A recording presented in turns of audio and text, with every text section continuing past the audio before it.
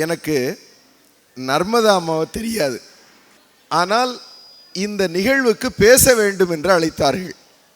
நான் வருகிறேன் என்று சொன்னேன். காரணம் என்னவென்றால், நான் தொடர்ந்து 30 ஆண்டு காலமாக மக்கள் அரசியல் என்று பேசி வருகிறேன். அதில் ஒரு பகுதி பெண் அரசியல். இன்றைக்கு பல பேருக்கு அரசியல் என்றால் அரசியல் கட்சி செய்வதுதான் அரசியல் என்று நினைத்து கொண்டிருக்கக்கூடிய சூழலில், பெண் அரசியல் என்று இந்த பெண்களை சங்கமிக்க வைத்து அதற்கு ஒரு புது வடிவம் கொடுத்து, இந்த பெண்களுக்கான நிறைய அமைப்புகள் இருக்கிறது, மறந்துடக்கூடாது. ஆனால் அது எது மாதிரியும் இல்லாத ஒரு புது மாதிரியான ஒரு அமைப்பை கட்டுவது, அதற்கென்று ஒரு வழிமுறையை வகுப்பது, செயல்பாடுகளுக்கு வழிகாட்டுவது என்ற நிலையில் இந்த பெண் அமைப்பு ஒரு வித்தியாசமான அமைப்பு. மறந்துடாதீங்க. இந்த கல்வியை பல்கலைக்கழகத்தில் பெற முடியுமான்னா பெற முடியாது. அதை யார் தருவா அப்படின்னா, நர்மதா அம்மாவே ஒரு பல்கலைக்கழகமாக இருந்து உங்களை எல்லாம் வழிநடத்துவார். இதை சொல்லுவதற்காகத்தான் நான் இங்கே வந்தேன். ஏனென்றால், இந்த அரசமைப்பு சாசனத்தில் மாண்புமிகுன்னு இருக்கும் ஒரு வார்த்தை. மாண்புமிகு, இந்த முகப்புரையை படிச்சிங்கன்னா அதில் இருக்கும். அந்த மாண்புமிகு என்ன சொல்லுது அப்படின்னா, ஒரு மக்களாட்சி நாட்டில் குடிமக்கள் எவ்வளவு தரமாக இருக்க வேண்டும், எவ்வளவு அறிவுபூர்வமாக செயல்பட வேண்டும், சமத்துவத்தை எப்படி பேண வேண்டும், சமத்துவத்தை எப்படி பழகுவது, ஜனநாயகத்தை எப்படி பழகுவது, இதெல்லாம் தெரிஞ்சிருந்தால் அந்த நாட்டில் சமத்துவம் இருக்கும். ஒன்றை மறந்துடக்கூடாது. டாக்டர் ஷாலினி விஞ்ஞானத்தை பற்றி சொன்னார்கள். இப்போ நம்ம ஊரில் கூட அரசியல் பேசப்படுகிறது, ஆனால் அரசியல் விஞ்ஞானம் பேசப்படுகிறதாங்கிறது கேள்வி. அது என்ன அரசியல் விஞ்ஞானம் அப்படின்னா, தேநீர் கடையில் உட்கார்ந்து யாரை வேண்டுமானும் வசைபாடுவது, தலைவர்களை வசப்பாடுவது, ஏசுவது யார் வேணாலும் செய்யலாம். அதுதான் இன்னைக்கு அரசியலாக இருக்கு. ஆனால் இந்த நர்மதா அம்மா இந்த பெண் அமைப்பின் மூலமாக கொண்டு வரக்கூடிய அரசியல் இருக்கு பாருங்க, அது ஒரு வித்தியாசமான அரசியல். மறந்துடக்கூடாது. நீங்கள் அத்தனை பேரையும் ஒன்று புரிந்து கொள்ள வேண்டும். என்னவென்று சொன்னால், இந்தியாவும் சீனாவும் 2 நாடு உலகத்தில் குடிமை சமூகமாக வாழ்ந்தவர்கள். குடிமை சமூகமாக வாழ்ந்த நாகரிகம் 2 நாட்டிலையும். சரி, ஆனால் இடைப்பட்ட காலத்தில் குடிமை சமூகம் என்பது நம்ம ஆங்கிலத்தில் கம்யூனிட்டின்னு சொல்லுவோம், சமூகம் என்று சொல்லுவோம். அதை நம்ம ஊரில் இப்போ ஜாதின்னு சொல்லிகிட்டு இருக்கான். ஏன்னா இந்த அறியாமையில் இருக்கிறதுனால. அப்போ இந்த நிலையில் அந்த சமூகமாக வாழ்வதற்கு என்பதற்கு ஒரு பக்குவம் தேவை. என்ன பக்குவம் என்றால், குடிமை சமூகமாக வாழ்வதற்கு சுயமனித மேம்பாடு அல்லது சுயநலம் சார்ந்த இருக்காது. அது சமூகம் சார்ந்தே இருக்கும், சமூகத்திற்கானதாக இருக்கும். அதுதான் குடிமை சமூகத்தினுடைய அடிப்படையான குணாதிசயம். ஆனால் ஒரு 700 ஆண்டு கால அடிமை வாழ்வுக்கு வந்ததற்கு பிறகு இந்த இந்திய திருநாட்டில் இருந்த, இந்திய நிலப்பரப்பில் இருந்த அவ்வளவு குடிமை சமூகங்களையும் ஒன்று சேர்ந்து மன்னராட்சிக்கு வந்த காரணத்தினால் அந்த மன்னர்கள் கோலோச்சினார்கள். குடிமை சமூகம் அதனுடைய சமூக செயல்பாடுகளை இழந்து விட்டது. அதற்கு பிறகு வெள்ளைக்காரன் வந்தார். வெள்ளைக்காரன் வந்ததனுடைய விளைவு என்னவென்று சொன்னால், இந்த நாட்டை சுரண்டுவதற்கு இந்த மக்களை அடிமைப்படுத்தினான். ஆக ஒட்டுமொத்தமாக கிட்டத்தட்ட ஒரு 700-800 ஆண்டுகள் ஒரு உளவியல். என்ன உளவியல் என்றால், அடிமை உளவியல் வாழ்ந்த மக்கள்.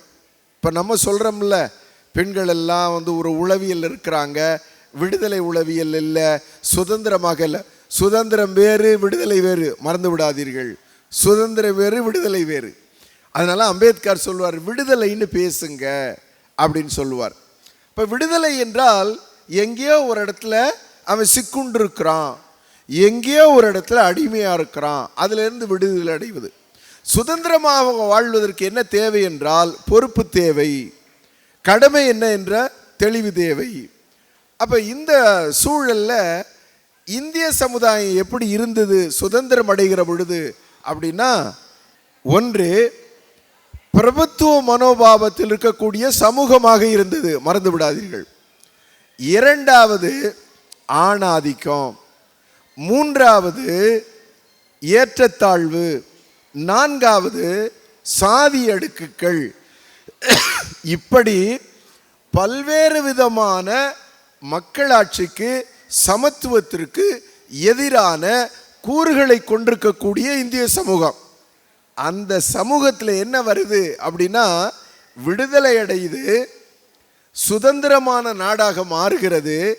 அப்படி விடுதலை அடைந்து சுதந்திரமாக மாறுகின்ற பொழுது என்ன தேவை என்றால், சுதந்திர நாட்டில் வாழக்கூடிய ஒரு உளவியலை குடிமக்களுக்கு கட்டமைக்க வேண்டும். அப்போ இந்த குடிமக்களுக்கு கட்டமைக்க வேண்டும் என்று சொன்னால் அதற்கு வழிகாட்ட வேண்டும். யார் வழிகாட்டுவா? இப்போ நம்ம மதத்தை எல்லாம் எடுத்து ஷாலினி சொன்னாங்க. இந்து மதம் என்ன சொன்னிச்சு, முகமதியர் மதம் இஸ்லாம் என்ன சொன்னது, கிறிஸ்டியானிட்டி என்ன சொன்னாங்க, அதில் பெண்களை பற்றி என்ன நிலைப்பாடுங்களா சொன்னாங்க. இப்போ நாம் என்ன புரிஞ்சுக்கணும் அப்படின்னா, இந்தியர்களாக ஜனநாயக நாட்டில் சமத்துவத்துடன் உரிமைகளுடன் வாழ்வதற்கு ஒரு வழிகாட்டி இருக்கு. அது என்ன வழிகாட்டி? இந்த நாட்டினுடைய அரசமைப்பு சாசனம். அந்த அரசமைப்பு சாசனம் என்ன சொல்லுது அப்படின்னா, இந்த நாட்டில் சுதந்திரமாக வாழ்வதற்கு மக்களை தயார் செய்ய வேண்டும் அப்படின்னு சொல்லுது. அந்த முகப்புரையை படித்து பாருங்க. ஏன் அப்படின்னா, வெள்ளைக்காரன் சென்று விட்டான், மன்னராட்சி முடிந்து விட்டது. மன்னராட்சி முடிந்து வெள்ளைக்காரர் ஆட்சி முடிந்ததற்கு பிறகு சுதந்திர நாடு வந்து விட்டது. ஆனால் சுதந்திர நாட்டில் வாழ்வதற்கான அந்த உளவியலை இந்த மக்களிடம் உருவாக்கி இருக்கிறோமா என்றால் இல்லை. இப்போ எப்படி உருவாக்க வேண்டும் என்பது, இப்போ சுதந்திரம் அடைந்ததற்கு பிறகு அரசமைப்பு சாசனம் மிக தெளிவாக சொல்லுகிறது, என்னவெல்லாம் உங்களுக்கு உரிமை இருக்கிறது, என்னெல்லாம் கடமை இருக்கிறது, என்னவெல்லாம் பொறுப்பு இருக்கிறது. ஆக எது முக்கியம் என்று சொன்னால், ஜனநாயகம் என்று சொன்னால் என்ன என்று புரிய வேண்டும். இப்போ நமக்கு என்ன சிக்கல் அப்படின்னா, நான் கல்லூரிகளில் போய் கேட்பேன், ஜனநாயகம்னா என்ன? தேர்தலுங்க, ஓட்டு போடுறதுங்க. அங்கே வேற ஏதாவது இருக்கா அப்படின்னா அதுக்கு மேலே தெரியாது.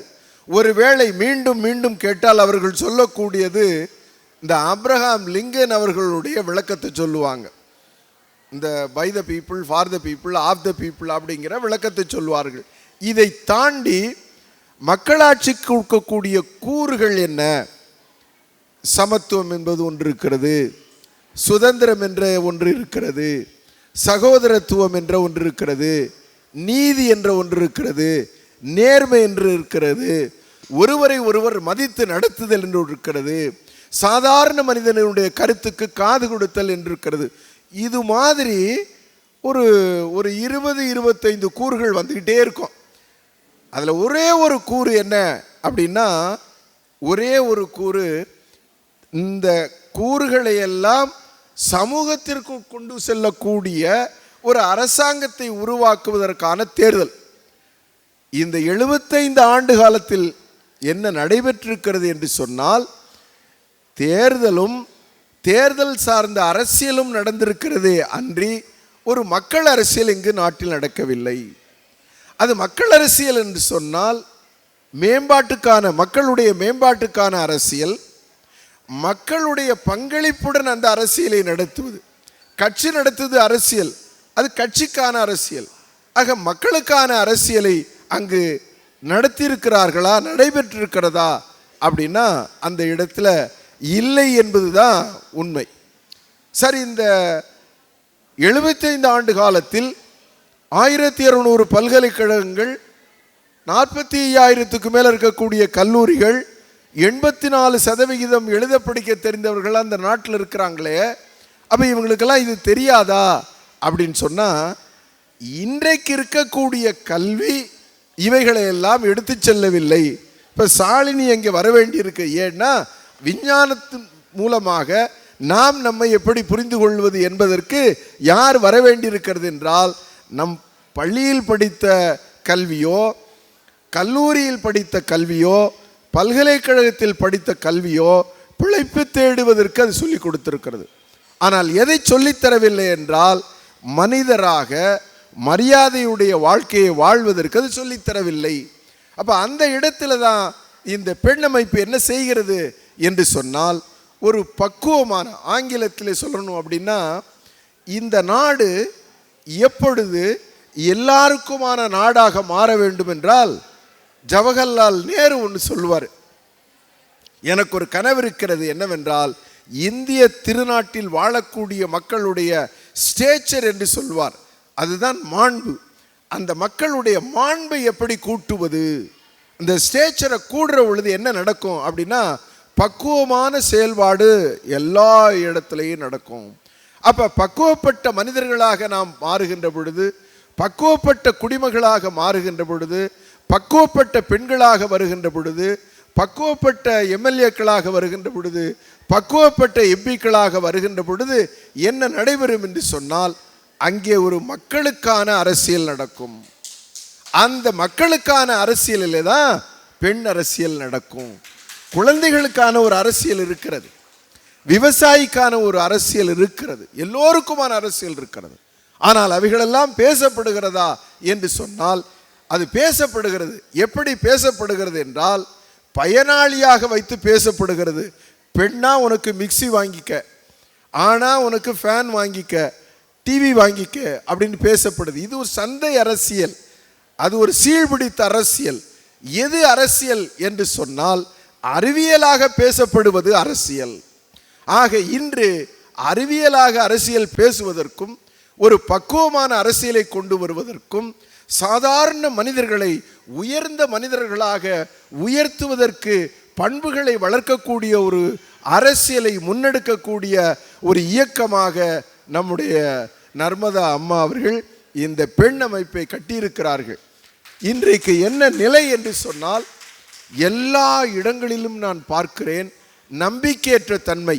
இந்த நாடு தேருமா, இந்த அரசியல் தேருமா, இப்படியெல்லாம் அரசியல் நடைபெறும் என்று நம்முடைய தியாகசீலர்கள் தியாகம் செய்திருப்பார்களா என்ற சூழ்நிலையில் யார் நம்பிக்கையை தருகிறார்கள் என்று சொன்னால், நர்மதா அம்மா போல பல பேர் நம்பிக்கையை தந்து கொண்டிருக்கிறார்கள்.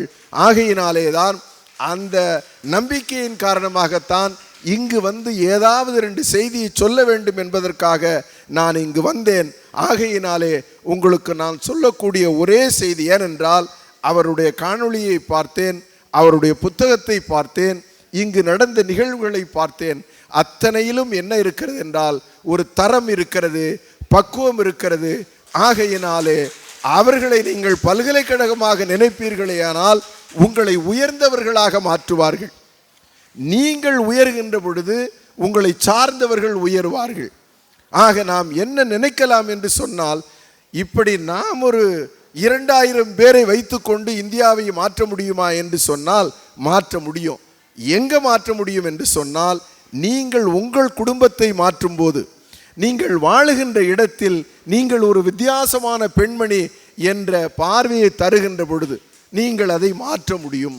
ஆக அந்த மாற்றம் எங்கே வர வேண்டும் என்று சொன்னால், நாம் இருக்கின்ற குடும்பத்தில், நாம் இருக்கின்ற இடத்தில் அது வர வேண்டும். ஒரு கேள்வி இருக்கிறது, என்னவென்று சொன்னால், நமக்கு மிகப்பெரிய ஆயுதங்களை எல்லாம் இந்த நாட்டில் வழங்கியிருக்கிறார்கள். அரசமைப்பு சாசனம் என்பது ஒரு ஆயுதம், ஜனநாயகம் என்பது ஒரு ஆயுதம், உரிமைகள் என்பது ஒரு ஆயுதம். இவைகளையெல்லாம் மூட்டையாக கட்டி நமக்கு தந்திருக்கிறார்கள். ஆனால் நாம் யாரும் படிப்பது கிடையாது. இதை சொல்லிக் கொடுப்பதற்கு நமக்கு கல்லூரிகளும் கிடையாது. ஆக இவைகளெல்லாம் யார் சொல்லிக் கொடுக்க முடியும் என்று சொன்னால், ஒருவேளை கல்லூரி சொல்லிக் கொடுத்தால், ஒருவேளை பல்கலைக்கழகம் சொல்லிக் கொடுத்தால், அதை படித்து திருக்குறள் சொல்லிக் கொடுப்பது போல் சொல்லிக் கொடுப்பார்கள். ஆனால் வாழ்வதற்கு யார் சொல்லிக் கொடுப்பார் என்று சொன்னால், நர்மதா அம்மா சொல்லிக் கொடுப்பார், பெண் அமைப்பு சொல்லிக் கொடுக்கும். ஆக ஒரு பக்குவப்பட்ட வாழ்க்கையை குடிமகனாக, குடிமகளாக, ஒரு ஜனநாயக நாட்டில் வாழ்வதற்கான பக்குவத்தை பெறுவதற்கான ஒரு அமைப்பாக இருக்கின்ற காரணத்தினால் உங்கள் அனைவரையும் நான் பாராட்டுகிறேன். நர்மதா அம்மா அவர்களுக்கு என்னுடைய வாழ்த்தினையும் பாராட்டுக்களையும் தெரிவித்துக் கொள்கிறேன். நான் இந்த நாட்டில் பணி ஓய்வு பெற்றதற்கு பிறகு பணியில் இருந்த காலத்தை விட அதிகமாக நான் என்ன செய்து கொண்டிருக்கிறேன் என்று சொன்னால், குடிமக்கள் தயாரிப்பு என்ற பணியை செய்து கொண்டிருக்கிறேன். இந்த நாட்டில் யார் இருக்கிறார்கள் என்று சொன்னால், பயனாளி இருக்கிறார், பயன் கிடைக்கவில்லை என்றால் மனுதாரர் இருக்கிறார், அரசியல் கட்சிகளுக்கு வாக்காளர் இருக்கிறார், சந்தைக்கு நுகர்வோர் இருக்கிறார். இந்த நாட்டுக்கு அவர் குடிமகனாக இருக்கிறார் என்றால் இல்லை. அந்த நிலையிலே தான் குடிமக்களை உருவாக்கக்கூடிய மிக முக்கியமான பணி நான் செய்து கொண்டிருக்கிறேன். அந்த நிலையிலே அவர் செய்யக்கூடிய பணி என்பது, நான் அவருடைய காணொளியை முழுவதுமாக பார்த்தேன், புத்தகத்தை படித்தேன். எந்த இடத்திலும் என்னால் முரண்பட முடியவில்லை. ஏனென்றால் அப்படிப்பட்ட பக்குவம், இந்த மண்ணுக்கு தேவையான பக்குவத்தை அவர் வைத்திருக்கிறார். ஆகையினாலே இந்த இயக்கத்தில் நீங்கள் இருப்பது உங்களுக்கு கிடைத்த பாக்கியம். இதை தொடர்ந்து நடத்தி செம்மைப்படுத்த வேண்டும், செழுமைப்படுத்த வேண்டும். புத்தன் சொல்லியிருக்கிறான், சங்கமித்தால் வெற்றி கிடைக்கும் என்று. அதே புத்த சங்கத்தில் உலகம் வியக்கக்கூடிய ஒரு ஜனநாயகம் இருக்கிறது, மறந்து விடாதீர்கள். அம்பேத்கர் கடைசி காலத்தில் சொன்னார், அங்கே ஒரு ஜனநாயகம் இருக்கிறது. அந்த ஜனநாயகம் உலகத்திற்கு வழிகாட்டக்கூடிய ஜனநாயகம். அந்த பண்புகளையெல்லாம் வைத்திருக்கக்கூடிய ஒரு அமைப்பாக இந்த பெண் அமைப்பை நான் பார்க்கிறேன். ஆகையினாலே தொடருங்கள் உங்களுடைய பணியை. என்னை போன்றவர்கள் ஏதாவது ஒரு வகையில் உங்களுக்கு உதவுவேன் ஆனால் நீங்கள் அழையுங்கள், நான் வருகிறேன் என்று சொல்லி வாய்ப்புக்கு நன்றி கூறி விடைபெறுகிறேன். நன்றி, வணக்கம்.